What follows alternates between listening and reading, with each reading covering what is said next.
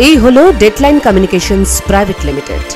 আপনারা দেখছেন express news, খবর নেয়, খবর দেয়।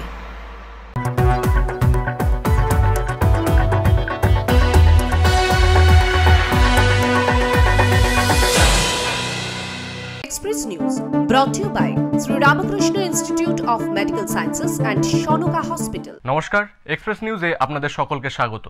আমি দীপ, শুরু করছি এক্সপ্রেস নিউজ।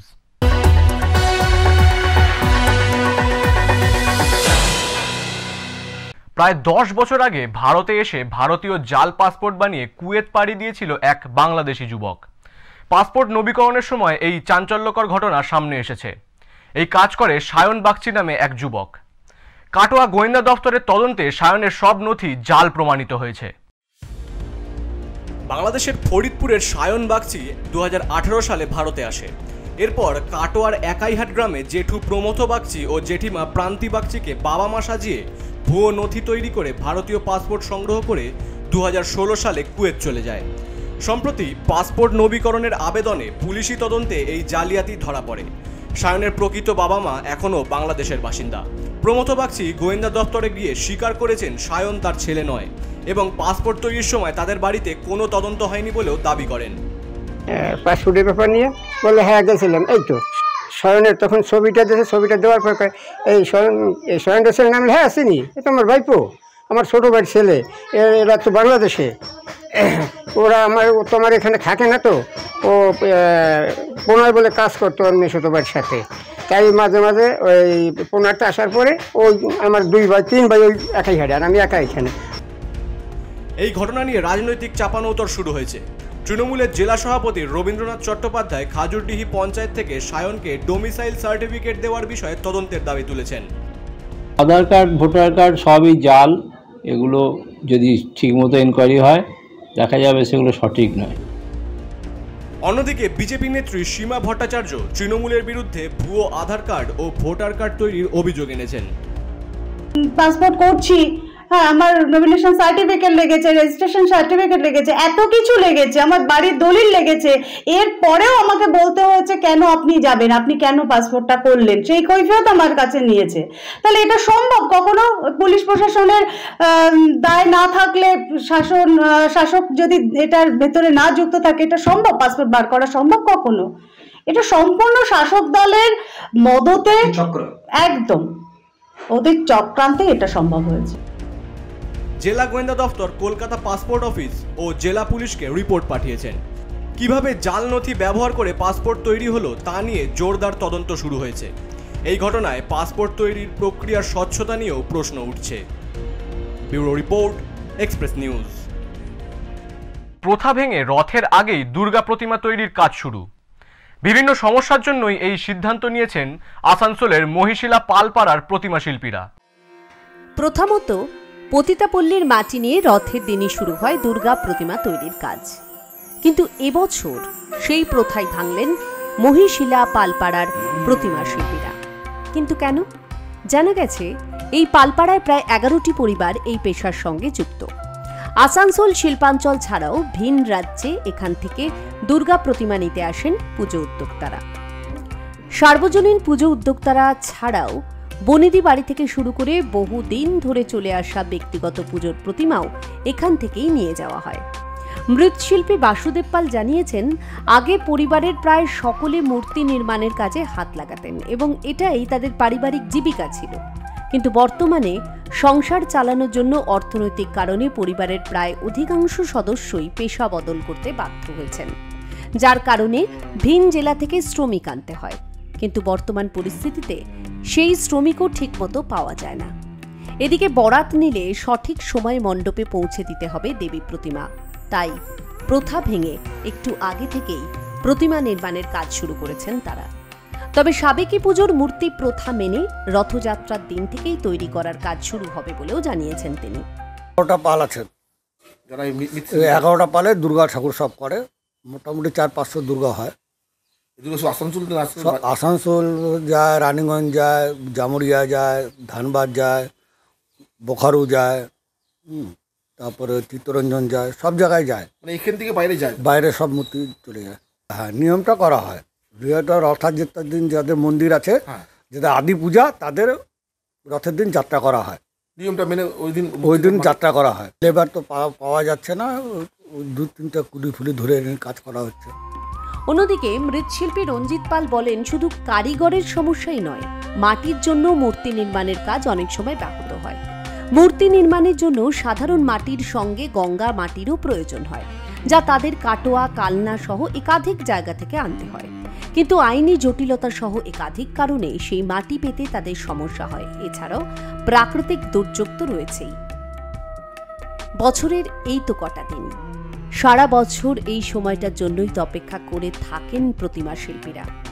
একটু বেশি বরাত আর একটু ভালো থাকা, তাই সময় থাকতেই প্রস্তুতি নিচ্ছেন প্রতিমা শিল্পীরা।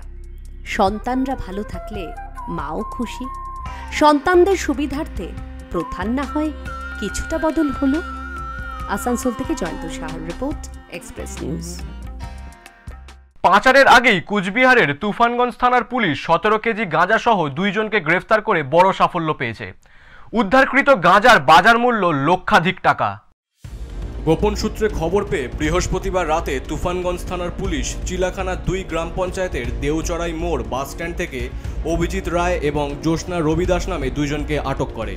তারা নিউ কোচবিহার থেকে কলকাতার উদ্দেশ্যে রওনা দিচ্ছিল। ম্যাজিস্ট্রেটের উপস্থিতিতে তাদের ব্যাগ তল্লাশি করে গাঁজা উদ্ধার করা হয় এবং তাদের গ্রেফতারও করা হয়। তুফানগঞ্জ থানা জানিয়েছেন, ধৃতদের বিরুদ্ধে মাদক আইনে মামলা রুজু করে শুক্রবার আদালতে পেশ করা হবে। এই ঘটনায় মাদক পাচার চক্রের বিরুদ্ধে পুলিশের অভিযান আরও জোরদার হবে বলে মনে করা হচ্ছে। Bureau report, Express news.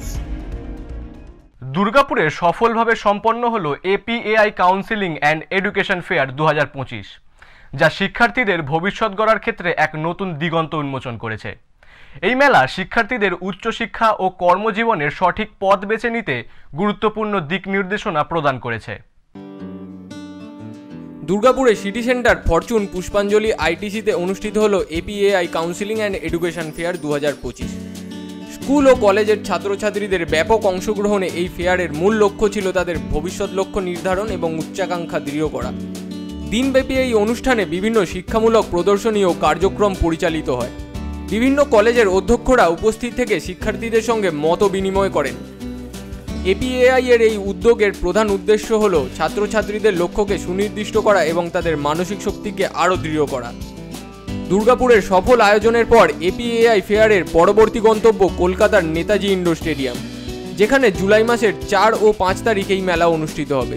সম্পূর্ণ সুসংগঠিত এই কাউন্সিলিং সেশনে শিক্ষার্থীদের জন্য সকালের জলখাবার, দুপুরের খাবার এবং বিকেলের জলখাবারের ব্যবস্থাও ছিল।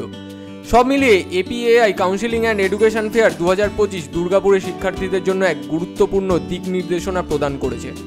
দুর্গাপুর থেকে সঞ্জীব ঘোষের রিপোর্ট, এক্সপ্রেস নিউজ। এক্সপ্রেস নিউজে নিয়ে নেব একটা ছোট্ট বিরতি। ফিরে আসছে বিরতির পর।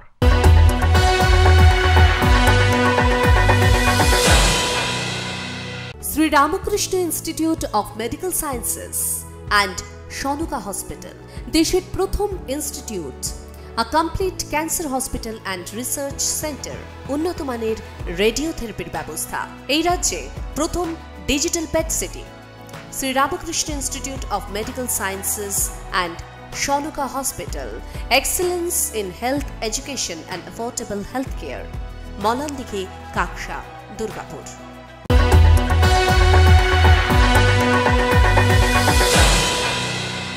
ফিরে এলাম বিরতির পর। আপনারা দেখছেন এক্সপ্রেস নিউজ।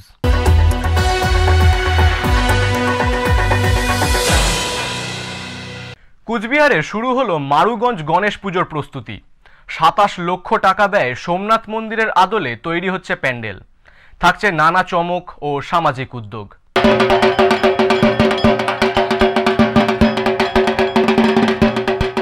মারুগঞ্জ চৌপতি এলাকায় মারুগঞ্জ গণেশ পূজা উদযাপন কমিটির 3য় বর্ষের খুঁটি পুজো জাঁকজমকভাবে সম্পন্ন হলো।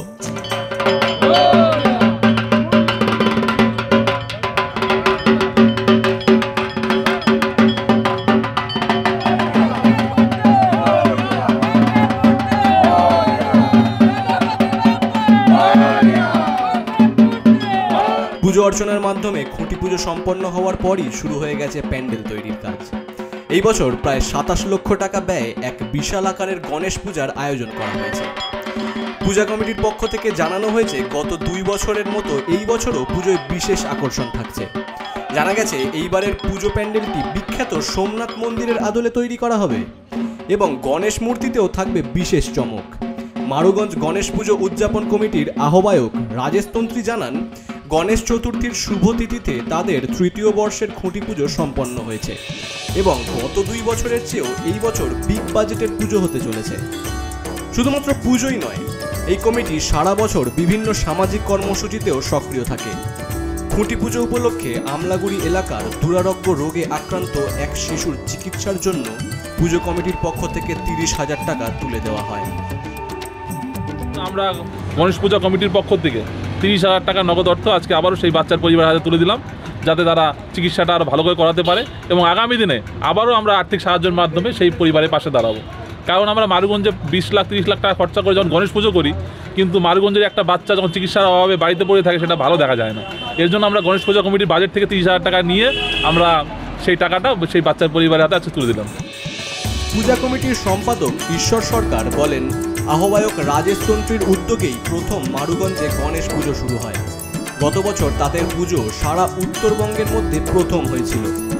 তিনি আশা প্রকাশ করেন যে সোমনাথ মন্দিরের আদলে প্যান্ডেল তৈরি হওয়ায় এই বছরও রেকর্ড সংখ্যক দর্শনার্থীর ভিড় হবে এই পূজা মণ্ডপে। সোমনাথ মন্দির আদলে আমাদের প্যান্ডেল হচ্ছে এবং এই পূজাতে গতবারের থেকেও আমরা বিগ বাজেটে প্রায় 27 লক্ষ টাকা ব্যয়ে আমরা এই পুজো এবার করছি। আর তার থেকেও বড় কথা, আমরা শুধু এই গণেশ পূজা একটা নির্দিষ্ট সময়ও করি না। আপনারা যদি মারুগঞ্জে ঘুরে দেখেন তাহলে দেখবেন কোথাও আমরা যোগী আদি যোগী শিবের মূর্তিও বসিয়েছি এবং গণেশ পূজা আমাদের যে ভিউ পয়েন্ট রয়েছে মারুগঞ্জ, সেখানেও আমরা গণেশ প্রতিমার মূর্তি বসিয়েছি। সারা বছরের মধ্য দিয়ে আমাদের এই পুজোর সামাজিক কর্মসূচিগুলো থাকে। হিন্দু ধর্মীয় রীতি অনুযায়ী যে কোনো শুভ কাজ করার আগে গণেশের আরাধনা করা হয়। সেই ধারা মেনেই মারুগঞ্জে জাঁকজমকভাবে এই পূজার আয়োজন করা হয়েছে। কুচবিহার থেকে দীপজয় বর্মনের রিপোর্ট, এক্সপ্রেস নিউজ। লোকালয়ে হাতির হানা আটকাতে জঙ্গলের মধ্যেই তাদের সীমাবদ্ধ রাখতে বিশেষ উদ্যোগ নিয়েছে বন দফতর। হাতিদের জন্য মেদিনীপুরে তৈরি হচ্ছে বাঁশবন, যা হাতিদের অন্যতম প্রিয় খাদ্য। পশ্চিম মেদিনীপুরের জঙ্গলে রয়েছে প্রায় 200টি হাতি।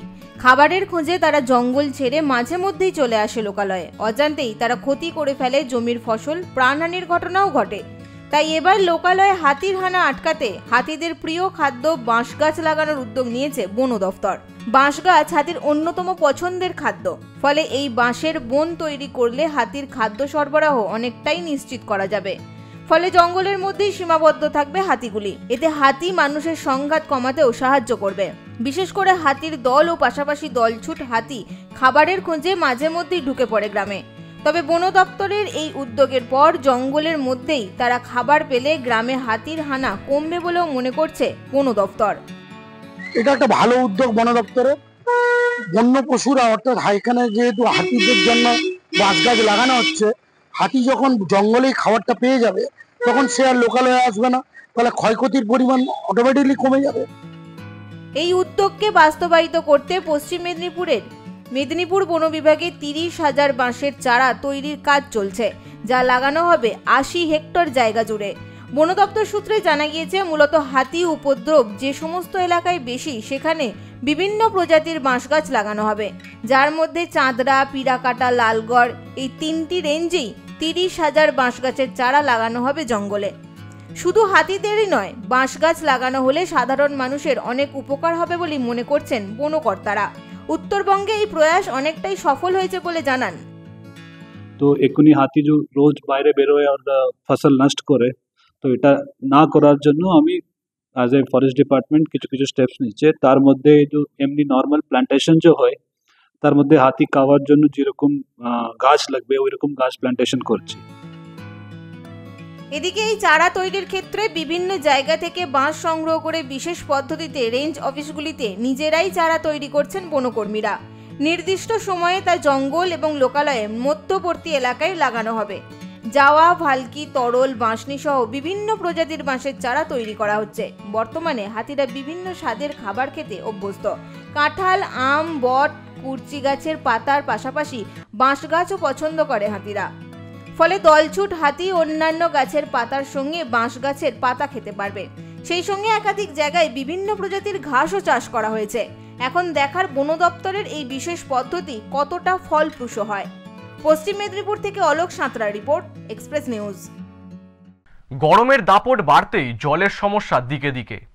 কপালে চিন্তার ভাঁজ নবান্নের।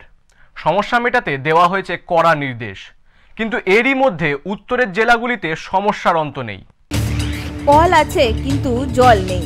পানীয় জলের চরম সংকটে বজ্রাপুরের বাসিন্দারা। গ্রামে বাড়ি বাড়ি নল পৌঁছেছে, কিন্তু সেই নল দিয়ে আসে না এক ফোঁটাও জল, এমনই অভিযোগ স্থানীয়দের।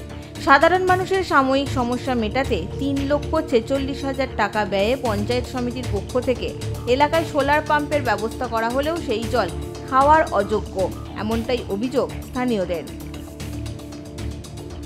2-3 বছর আগে পানীয় জলের কল বসছে, কিন্তু জল পাই না। আর এমন করে কল বসাইছে, এক জায়গায় 2টা অথবা 3টা, যার যার নামে নামে বসাইছে, এক জায়গাতেই বসাইছে। এলাকায় পানীয় জল সরবরাহের জন্য বছর 5 আগে পাইপ লাইনও বসানো হয়েছে। বাড়ি বাড়ি দেওয়া হয় পাইপ লাইনের সংযোগ, কিন্তু কোথায় কি? 1 নম্বর আয়রন। আর এই জল যদি আমরা খাইতে না পারি তাহলে আমার এই সুচির দরকার নাই, তোমরা উঠিয়ে নিয়ে যাও। আর দ্বিতীয় নম্বর কথা হচ্ছে, ভোট কি ভোট দিতেছি আমি, বুঝি না বিজেপি, বুঝি না টিএমসি, বুঝি না সিপিএম, কিন্তু আমার রাস্তা হচ্ছে না কেন? আজকে 25 বছর যাবত চলছে, ভেড়ে কাদে হাঁটতেছি, এটা কি ব্যাপার? জলের কিটা ভালো হোক পাম্পটা, আর দ্বিতীয় নম্বরে রাস্তাটা চাই, না হলে আমরা আগামী দিনে ভোট বন্ধ করব। এ নিয়ে রাজ্য সরকারকে তীব্র আক্রমণ করতে ছাড়েনি বিজেপি। কুচবিহার জেলার বিজেপি সহসভাপতির অভিযোগ, তৃণমূল নেতারা এই কাজের টাকা দুর্নীতি করেছে, যার ফল ভুগছেন সাধারণ মানুষ। দুর্নীতি করেছে, টাকা ছয় করেছে। এই কারণের জন্য যেখানে আয়রন মুক্ত জল সংগ্রহ করার কথা, সেখানে লাল জল বেরোচ্ছে, ঘোলা জল বেরোচ্ছে, কোনো পরিস্থিতি হচ্ছে না। মানুষকে অস্বাস্থ্যকর ভাবে রেখে মানুষকে বিশুদ্ধ পানীয় জল দেওয়ার পরিবর্তে আজকে ঘোলা জল খাইয়ে মানুষদের স্বাস্থ্যের অবনতি করার যে কাজটা তৃণমূল কংগ্রেস করে চলেছে। এই অবস্থায় রিজার্ভার ট্যাঙ্কের বাকি কাজ শেষ করে সোলার পাম্পটির কাজ শীঘ্রই সম্পূর্ণ হবে এবং বাড়ি বাড়ি পানীয় জল পৌঁছাবে বলে আশ্বাস শালবাড়ি 2 নম্বর অঞ্চলের তৃণমূল সভাপতির। এখানে পানীয় জলের যে পাইপের কথা বললেন, সেই পাইপগুলো বসানোর পরে কিন্তু পিএসসির যে মেন ট্যাঙ্ক যেটা, সেই কাজটা কিন্তু এখনো প্রসেস চলছে আর কি, এটা এখনো কমপ্লিট হয়নি, ওটা ইনকমপ্লিট। আর এখানে যে সোলার পাম্পটা দেওয়া আছে জলের, এটাও কিন্তু কাজটা ইনকমপ্লিট। আমরা এজেন্সিকে বলেছিলাম, ওনারা বললো যে কাজটা ইনকমপ্লিট আছে, এই জল এখন খাওয়ার গ্রহণযোগ্য না। এখন কাউকে বলিনি যে, এখানে আমরাও এলাকায় বলিনি যে জলটা কিন্তু খাওয়া যাবে না, এখনো পর্যন্ত জলটা কমপ্লিট হয়নি। তীব্র গরমে চরম জলসংকটে কাটিয়েছে এলাকার মানুষ। এবার আসন্ন বর্ষায় বিশুদ্ধ পানীয় জল না পেলে মহামারীর আশঙ্কা করছেন স্থানীয়রা। ফলে এখন প্রশাসনের আশ্বাসেই বেঁচে থাকা ছাড়া উপায় দেখছেন না শালবাড়ি এলাকার মানুষ। কুচবিহার থেকে দীপজয় বর্মনের রিপোর্ট, এক্সপ্রেস নিউজ। এক্সপ্রেস নিউজ আজকের মতো এই পর্যন্তই। চোখ রাখুন এক্সপ্রেস নিউজের পর্দায়। এক্সপ্রেস নিউজ, খবর নেয়, খবর দেয়।